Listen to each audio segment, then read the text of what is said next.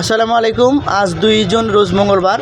আজ মাধবপুরের অবস্থাটুকু দেখানোর চেষ্টা করতেছি। বর্তমানে যে হাইওয়ে রাস্তার উপরে যে যানজট লেগে আছে বা ঢাকা গ্রামীণ মানুষের উৎসব ভরা ভিড়, আপনারা জানেন ঈদের ছুটি কাটিয়ে মানুষ ঢাকা শহর ফিরছে।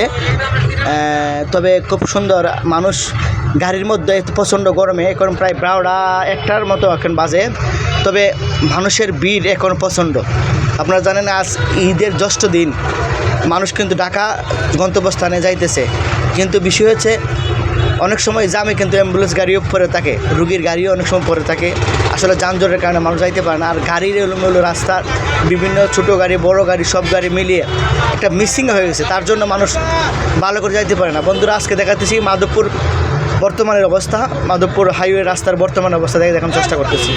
আপনারা কে কোথাতে দেখতেছেন অবশ্যই আমার কমেন্টে জানাবেন। সবাই ভালো থাকবেন।